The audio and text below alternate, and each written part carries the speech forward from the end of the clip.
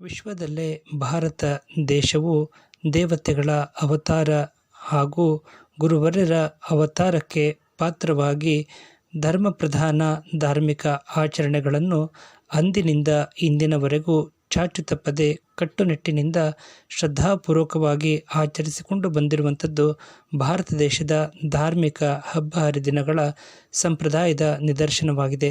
ದಾವಣಗೆರೆ ಜಿಲ್ಲೆಯ ಹೊನ್ನಾಳಿ ತಾಲೂಕಿನ ಕುಳಗಟ್ಟೆ ಗ್ರಾಮದಲ್ಲಿ ಪ್ರತಿ ವರ್ಷವೂ ಶ್ರೀರಾಮನವಮಿಯ ಮರುದಿವಸ ದಶಮಿಯ ದಿನದ ಸಂಜೆ ಆಯೋಜನೆ ಮಾಡುವಂತಹ ಮುಳ್ಳುಗದ್ದಿಗೆ ಮಹೋತ್ಸವವು ವಿಶಿಷ್ಟ ಹಾಗೂ ವಿಭಿನ್ನವಾಗಿ ನೆರವೇರುವಂತಹ ಮುಳ್ಳುಗದ್ದಿಗೆ ಮಹೋತ್ಸವವಾಗಿದೆ.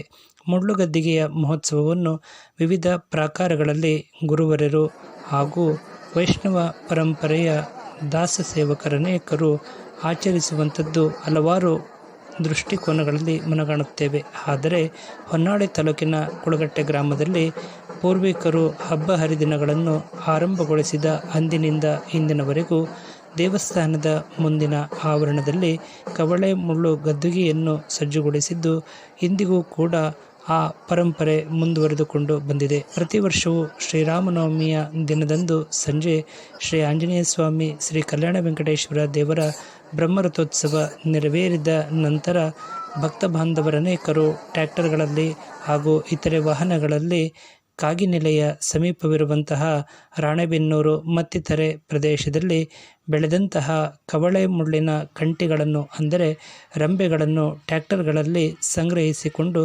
ದಶಮಿಯ ದಿನದ ಮುಂಜಾನೆಯ ವೇಳೆಗೆ ಆಗಮಿಸುತ್ತಾರೆ.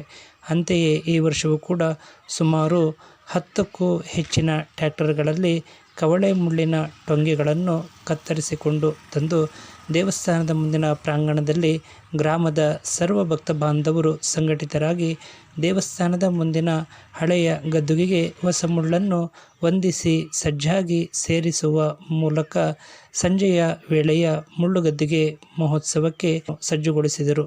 ಕವಳೆ ಮುಳ್ಳಿನ ಗದ್ದುಗೆ ಕಣ್ಣಾರೆ ನೇರವಾಗಿ ಕಾಣಬೇಕೆಂದರೆ ಕುಳಗಟ್ಟೆ ಗ್ರಾಮಕ್ಕೆ ಪ್ರತಿ ವರ್ಷವೂ ಶ್ರೀರಾಮನವಮಿಯ ಮರುದಿವಸ ನೆರವೇರುವಂತಹ ಮುಳ್ಳುಗದ್ದಿಗೆ ಮಹೋತ್ಸವದಲ್ಲಿ ಬಂದು ಭಾಗವಹಿಸಿ ಸ್ವತಃ ಕಣ್ತುಂಬಿಕೊಳ್ಳುವ ಮೂಲಕ ಮನಗಾಣಬಹುದು. ಮುಳ್ಳುಗದ್ದಿಗೆಗೆ ಹೊಂದಿಸುವಂತಹ ಕವಳೆ ಮುಳ್ಳಿನ ಟೊಂಗೆಯಲ್ಲಿ ಕವಳೆಕಾಯಿ ಹಾಗೂ ಪ್ರತಿಯೊಂದು ಟೊಂಗೆಯಲ್ಲೂ ಸುಮಾರು 2 ರಿಂದ 3 ಇಂಚು ಉದ್ದದ ಚೂಪಾದ ಮೊನಚಾದ ಮುಳ್ಳುಗಳು ಇರುವಂಥದ್ದು ನಾವು ಈ ಮುಳ್ಳುಗದ್ದಿಗೆಯಲ್ಲಿ ಮನಗಾಣಬೇಕಾಗಿರುವಂತಹ ವಿಶೇಷವಾಗಿದೆ.